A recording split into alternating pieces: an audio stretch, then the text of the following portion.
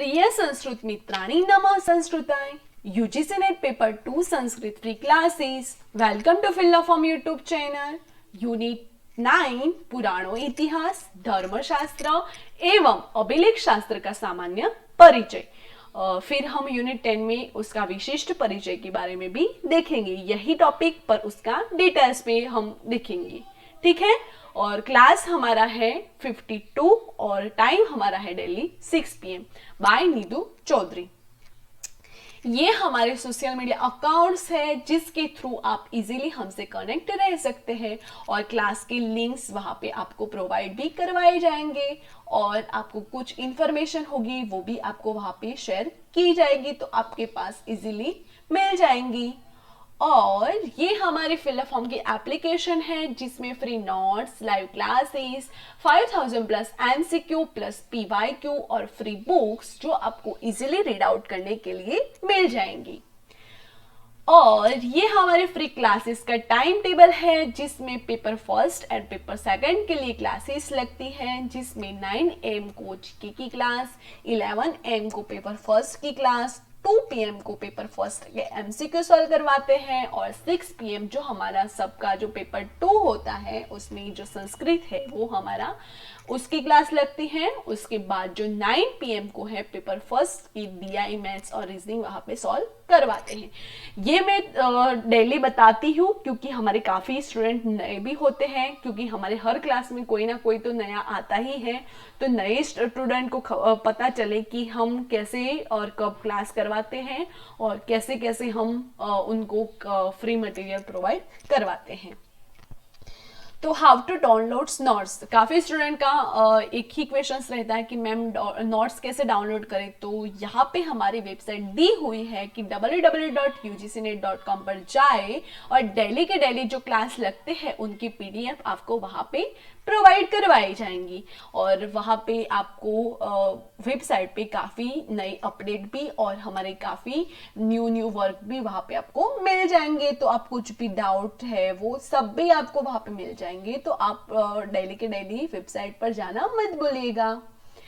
और जो हमारी संस्कृत की प्लेलिस्ट बन चुकी है, हमारे YouTube पर जो क्लासेस होते हैं उनकी प्लेलिस्ट जो हमारे फिल्ला फॉर्म पे है, फिल्ला फॉर्म पे जाओगे, पहले तो सर्वप्रथम आप YouTube पर जाओ, फिर फिल्ला फॉर्म पे जाओ, सर्च करो, फिर उसमें जो व्यू चैनल है उस पे जाओ, फिर उसमें आपको वीडियोस, प्लेलिस्ट, कम्युनिटी चैनल्स ऐसे सारे ऑप्शन मिल जाएंगे। तो उसमें आप प्लेलिस्ट पे जाओगे तो उसमें पेपर 2 संस्कृत की प्लेलिस्ट बन चुकी है जिसमें 45 से प्लस जो हमारी क्लासेस हो चुकी है उसके सारे वीडियो वहाँ पे प्रोवाइड करवाए जाएंगे।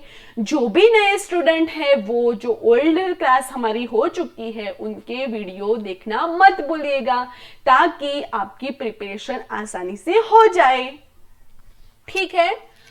और हमारी क्लास में जो क्लास चलता है उसकी जो क्विज होती है वो भी स्टार्ट हो चुकी है। 28 मार्च से हमारी क्विज स्टार्ट हो चुकी है paper first and paper second के लिए, जो कि हमारी वेबसाइट पर होती है और उसका टाइमिंग ये रहा। तो 9:30 AM को जीके की क्लास जो क्विज रहती है और 11:50 को पेपर फर्स्ट की क्विज रहती है, 2:50 को पेपर फर्स्ट के PYQ सॉल्व करवाते हैं और 5 PM को सेकंड पेपर की क्विज रहती है और 9 PM को मैथ, DI और रीजनिंग के क्वेश्चंस आपको क्विज के थ्रू मिल जाएंगे, ठीक है। उसके बाद जो हमने संडे को गिव अवे रखा था UGC नेट फर्स्ट पेपर का, तो उसमें हमने बताया था कि उसमें जो विनर होगा 1 to 3rd नंबर में आएगा उसको ये प्रोवाइड करवाया जाएगा। तो पेपर फर्स्ट जो है और उसकी 2 बुक्स और सेकंड पेपर की बुक्स, जो फर्स्ट नंबर जिसका आया है जो टॉप 1 में आया है तो उसको ये 3 बुक प्रोवाइड करवाई जाएंगी, तो वो भी मिल चुकी होंगी। और जो सेकंड नंबर है उसको 2 बुक्स और थर्ड नंबर है उसको ओनली पेपर फर्स्ट की बुक प्रोवाइड करवाई जाएंगी। ऐसे हमारे जो विनर्स हैं वो लीडर बोर्ड के रूप हम देख लेते हैं। तो कॉन्ग्रेचुलेशंस जो टॉप 3 में आए हैं। तो पहले है कृष्ण चंद्र मिश्रा जी, दूसरे नंबर पे है सुनील गौर जी और तीसरे नंबर पे है सतीश कुमार जी। तो तीनों बच्चों को फर्स्ट ऑफ कॉन्ग्रेचुलेशंस और अपनी मेहनत ऐसे ही स्टार्ट रखो तो जेआरएफ निकल जाएगा। और हमारे होमवर्क जो होते हैं वो यही 4 स्टूडेंट रेगुलर होते हैं, उसके अलावा कोई नहीं होता। तो रेगुलर हो जाओ प्लीज़। ये मैं बार बार कहती हूँ, वो मुझे भी अच्छा नहीं लगता और आई होप आपको भी अच्छा नहीं लगता। तो फिर आप सुनो, ऐसा मुझे नहीं करना पर आप बता दो मुझे, ठीक है? आप डेली के डेली होमवर्क सेंड करा करो। और जो हमने होमवर्क बताया था, तो होमवर्क का क्वेश्चन है सुदर्शन तरंग पुनः निर्माता अस्ति तो चंद्रपालित और दंड नीति अपर नाम किम तो कौटिल्य अर्थशास्त्र। ये हो गए हमारे अर्थशास्त्र के क्वेश्चंस। उसके बाद से हम क्वेश्चंस नहीं लाएंगे क्योंकि लिपि और अभिलेख के हैं जो वो उसमें क्वेश्चंस हम एक ही बारे में सॉल्व करवा देंगे, ठीक है? इसके बाद टुडेज हमारा टॉपिक जो है भारत में लिपि ज्ञान एवं लेखन कला। जो भारत में जब लिपि आई तो उसका ज्ञान कैसे हुआ और उसके लेखन की पद्धति क्या थी वो सब हम आज देखेंगे। तो भारत में लिपि ज्ञान एवं लेखन कला। भारत में प्राचीन समय से जो लेखन कला है वो प्रचलित है। जो भारत है हमारा उसमें प्राचीन समय से लेखन कला प्रचलित थी। तो ऋग्वेद में लिख धातु के कई रूप का प्रयोग है। अथर्ववेद में 4 स्थानों पर लिखने की कला का उल्लेख है। इसमें सुलेखन, ऋण संबंधी लेख और आकृति मूलक लेख का उल्लेख है, ठीक है? तो हमारा जो प्राचीन वेदों है तो उसमें भी हमारा जो लिखने का लिख धातु है वो रूप वहां पे मिले हैं। तो ऋग्वेद में लिख धातु का प्रयोग हुआ है। अथर्ववेद में 4 स्थानों पर लिखने की कला का उल्लेख है। इसमें सुलेखन, ऋण संबंधी कला लेख और आकृति मूलक लेख का उल्लेख मिलता है। तो देखते हैं हम। अजेशम त्वा संलिखितम तो अथर्ववेद में मिलता है तो उसका मतलब है सुलेख। उसके बाद है यदद धूत लिखितम अर्पणेन तो अथर्ववेद में मिलता है तो लेन देन का लेख। अपशीर्षण्य लिखात तो ऊपर की रेखाएं। क ऐसा करकरी लिखत यानी चित्रात्मक लेख। हमने देखा चित्रात्मक लेख हमने नेक्स्ट क्लास में देखा था। ब्राह्मण ग्रंथों में लिख धातु के ये प्रयोग मिलते हैं। लिखती, लिखते, ली लेख, अलिलेखत, लिखी, लिख, लिखित, लिख्य। इनसे यह स्पष्ट नहीं है कि लेखन कला का क्या स्वरूप था। तो लिखने की जो बात है तो उसके पहले धातु प्रयोग क्या क्या मिलते थे? लिखती, लिखते, ली लेख, अली लेखत, लेखी है, लिखित, लिख्य। ऐसे प्रयोग होता था, धातु का ऐसे प्रयोग होता था। तो इससे स्पष्ट नहीं था कि लेखन कला का क्या स्वरूप था। तो लिपि क्या थी ऐसा स्पष्ट नहीं बताया, नहीं समझा जा सकता। लिख धातु से इतना स्पष्ट है कि लिखने का काम होता था और किसी नौकीली धातु से अक्षर लिखे या खोदे जाते थे।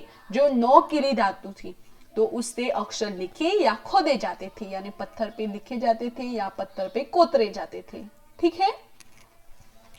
ऋग्वेद में अष्टकर्णी 1000 गायों के दान देने का उल्लेख है।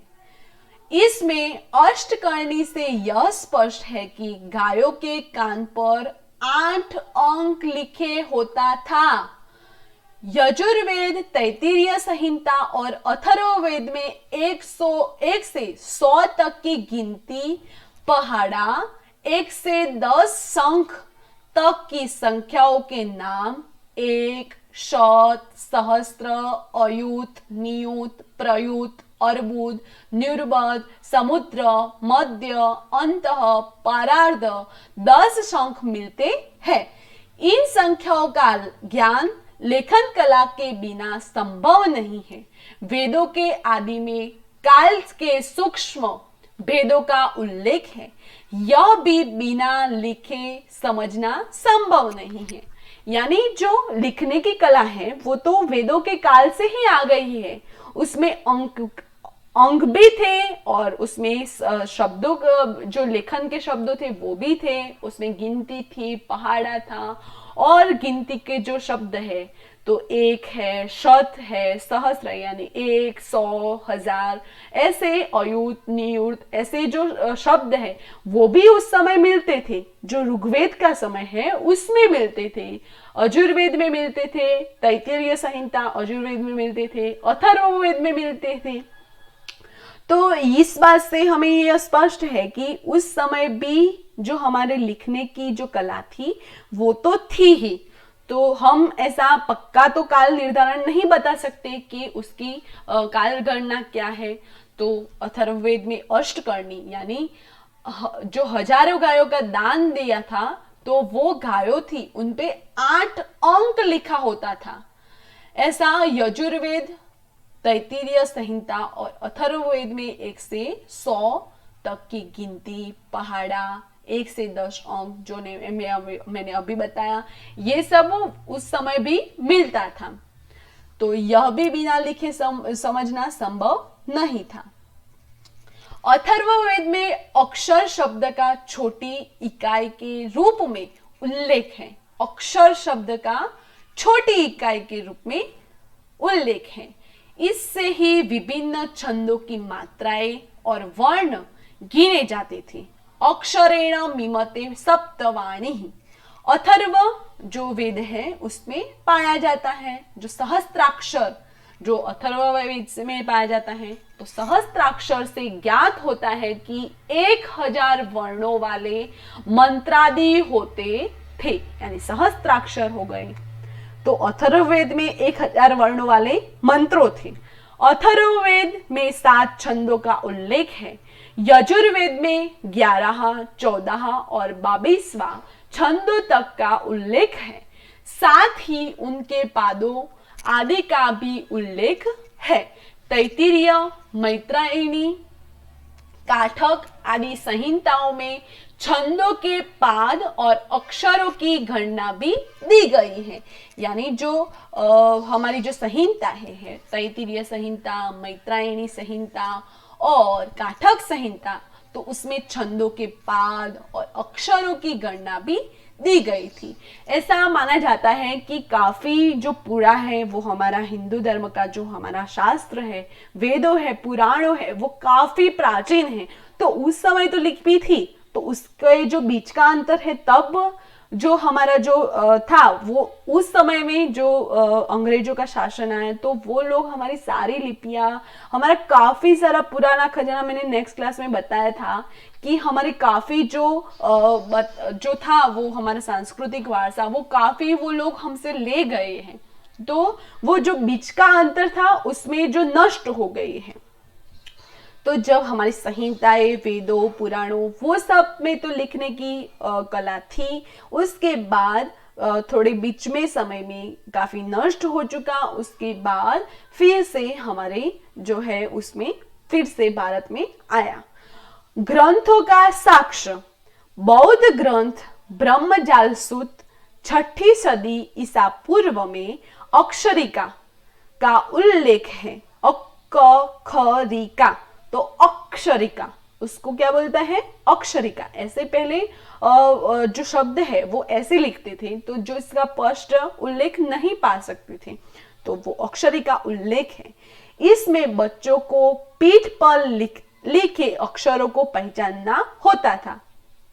तो बौद्ध ग्रंथ में जो अक्षरिका का उल्लेख मिलता है और बच्चों को पीठ पर लिखे अक्षरों को पहचानना होता था। तो ये आप सभी को पता ही होगा कि जब हम छोटे थे, जब हम स्कूल में जाते थे, तब जब प्रेयर्स का टाइम होता था तब हम हमारी जो फ्रेंड्स जो लाइन लगी थी, हमारे क्लास के वाइज लाइन लगती थी, सभी को पता है ना कि जब हम क्लास के लाइन लगती थी उसमें आगे का जो बच्चा है उसके पीठ पर हम कुछ लिखते थे तो वो हमें बताए कि हमने क्या लिखा। ऐसा अक्षरिका का उल्लेख बौद्ध ग्रंथों में भी पाया जा सकता था। सुतांत यानी सूत्रांत कैसे लिखे है देखो आपने, सुतांत तो सूत्रांत 6ठी सदी ईसा पूर्व में भिक्षुओं को अक्षरिका खेल न खेलने का आदेश है। यानी जो भिक्षा मांगते हैं तो भिक्षुओं जो है वो अक्षरिका का जो खेल है, जो मैंने अभी बताया कि बच्चों ऐसे हमने तो किया ही है, आपका पता नहीं पर हमने तो पक्का किया है। हम जब बैठते थे हमारे आगे जो फ्रेंड्स थी तो उनके पीठ पर हम कुछ लिखते थे और उनसे पूछते थे कि मैंने क्या लिखा, तो वो हमें झट से बता देती थी। तो ये हो गया अक्षरिका का खेल। ठीक है, तो ये सूत्रांत भिक्षुओं जो है उसको खेलने का आदेश नहीं था। तीसरा है विनय पिटक यानी 39 ईसा पूर्व लेखन कला प्रशंसा की गई। यानी 400 ईसा पूर्व में जो लेखन कला है उसकी प्रशंसा की गई। तो विनय पिटक हो गया। और उसके बाद है महावग्ग और जातकों में लेखन कला के अध्यापन और लेखन सामग्री का उल्लेख। जो महावग्ग थे और जातक थे तो उनके जो लेखन कला है और अध्यापन है तो लेखन सामग्री का उल्लेख है। ललित विस्तार में उल्लेख है कि गुरु विश्वामित्र ने गौतम बुद्ध को तख्ती पर स्वर्ण कलम से लिखना सिखाया था। तो जब गौतम बुद्ध का समय था तब विश्वामित्र जी उनके गुरु थे, तो विश्वामित्र जी ने गौतम बुद्ध को तख्ती पर स्वर्ण कलम से, सोने की कलम से लिखना सिखाया था। तो काफी पुराना हमारा तो सांस्कृतिक इतिहास है, तो ये हमें पता होना चाहिए। उसके बाद है जातकों में नियमों को स्वर्ण पत्रों पर खुदवाने, सरकारी लेख एवं ऋण पत्रों को लिखवाने का उल्लेख है। जो पत्र लिखते हैं, स्वर्ण पत्र, सरकारी लेख एवं ऋण पत्रों को जो लिखते हैं वो उल्लेख वहां पे जातकों के नियमों में होता था। रामायण 600 ईसा पूर्व, महाभारत 500 ईसा पूर्व, अर्थशास्त्रम 4थी सदी ईसा पूर्व में अनेक स्थलों पर लेखन कला का उल्लेख है। लेख, लेखक, लेखन आदि शब्दों का प्रयोग वहां पे भी पाया जाता है। यानी रामायण काल हो गया, महाभारत काल हो गया, अर्थशास्त्र का काल हो गया, वो सब अनेक स्थलों पर लेखन कला का उल्लेख मिलता है। लेख में क्या हो गया, फिर लेखक का नाम हो गया और लेखन की जो शैली हो गई, वो सब का उसमें शब्दों का प्रयोग मिलता है। ठीक है। आचार्य पाणिनि 5वीं सदी ईसा पूर्व में स्पष्ट रूप से लिपिकर, ग्रंथ, यवनानी यानी यूनानी लिपि, स्वरित चिन्ह आदि का उल्लेख किया है। पशुओं के कानों पर पहचानने के लिए 5, 8 आदि अंक लिखने का उल्लेख पाणिनि ने किया है। जो पशु थे, तो एक मिनट, हाँ, जो पशुओं थे तो पशुओं पर क्या होता था कि एक सारे काफी गैया होती है, काफी भेड़ बकरियां होती है, तो कौन किसकी होती थी वो तो कैसे पता चले, तो उस पर ऐसे चिन्ह पाए जाते थे कि 5 हो गए, 8 हो गए, ऐसे अंक लिखते हुए उनके कर्णों पर मिल जाते थे। तो वो उस समय पाणिनि ने किया है। लिपि को लिबि भी कहते हैं। कौटिल्य अर्थशास्त्र 105 में लिपि का उल्लेख है। कौटिल्य ने अर्थशास्त्र 112 में सांकेतिक लिपि यानी शॉर्ट हैंड राइटिंग के लिए संज्ञा लिपि नाम दिया है। जो कौटिल्य जी है वो तो बहुत ही हमने देखा था, बहुत ही शातिर थे। तो कौटिल्य जी ने जो अर्थशास्त्र में 105 और 112 में 105 में लिपि का उल्लेख और 112 में सांकेतिक लिपि यानी शॉर्ट हैंड राइटिंग के लिए संज्ञा लिपि का नाम दिया है। बौद्ध और जैन ग्रंथों में अनेक लिपियों का उल्लेख मिलता है। बौद्ध ग्रंथ ललित विस्तार में 64 लिपियों के नाम है। जैन ग्रंथ जो पंचवर्णा सूत्र है तथा समवायांग सूत्र में 18 लिपियों के नाम है। इसमें विशेष महत्वपूर्ण लिपियां हम देखते हैं।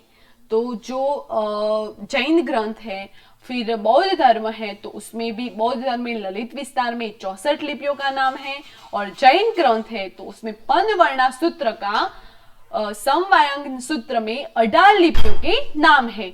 इनमें विशेष महत्वपूर्ण लिपियां हम देखते हैं। तो पहली है बम्बी यानी ब्रह्मा, तो फिर ब्रह्म, तो कैसे कैसे लिखते थे ये देखो आप। ब्राह्मी को कैसे कैसे लिखा, बम्बी, फिर ब्राह्मम और फिर ब्राह्मी। खरोष्ठी, फिर खरोष्ठी। जवनानिया तो यवनानी। अंक लिच्छी तो अंक लिपि। गणित लिपि तो गणित लिपि। महेसारी तो माहेश्वरी। हड़ लिपि, चीन लिपि, दरद लिपि, फिर द्रविड़ लिपि। ऐसे 10 लिपियां भी यहाँ पे दी हुई है। बम्बी को बम्बी, फिर ब्राह्म, फिर ब्राह्मी, ऐसे ऐसे उसका लिप्यांतरण हुआ। फिर खरोष्टी तो फिर खरोष्ठी, ऐसा लिप्यांतरण हुआ। फिर जवनानिया तो फिर उसका लिप्यांतर यवनानी, ऐसा हुआ।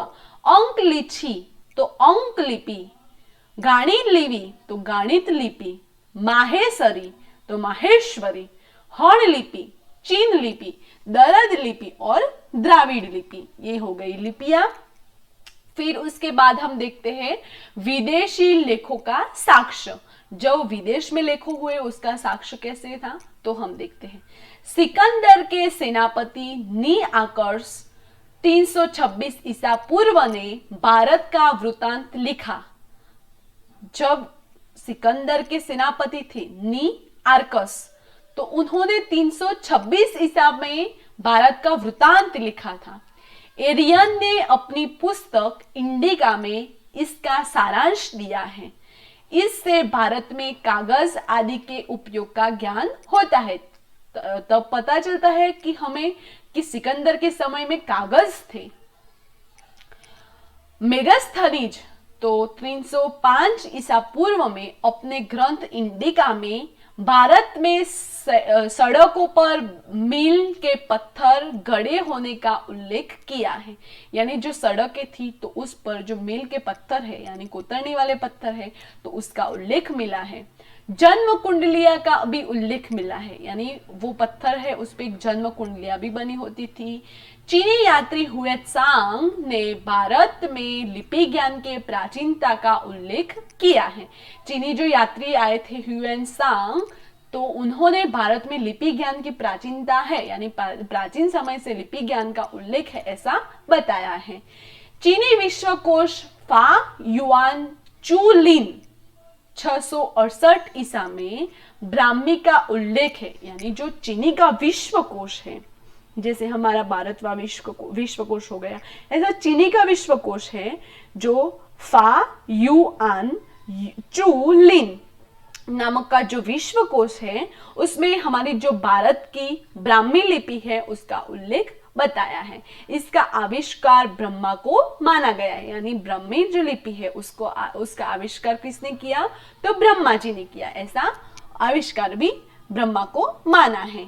ठीक है, उसके बारे में हम देखेंगे नेक्स्ट क्लास में। हम देखेंगे ब्राह्मी लिपि के बारे में। ब्राह्मी लिपि क्या होती है, कैसे पाई जाती है, उसके वर्ण क्या है, उसके व्यंजन क्या है, उसको कैसे बोला जाता है और उसको कैसे स्पष्ट किया जाता है, ये सब हम ब्राह्मी लिपि के बारे में हम नेक्स्ट क्लास में देखेंगे।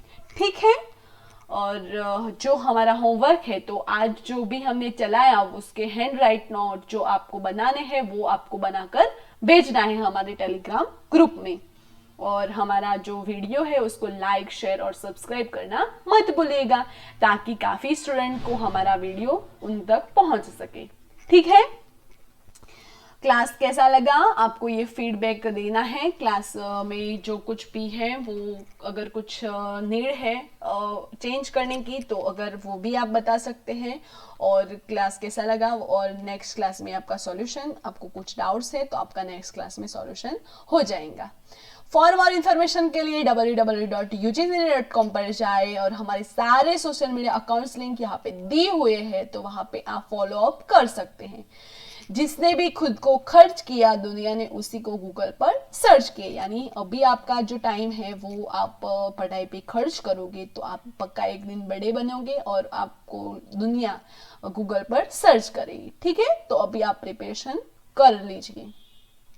आज के लिए इतना ही। Thank you for watching this video. Have a nice day. Take care. Bye all students.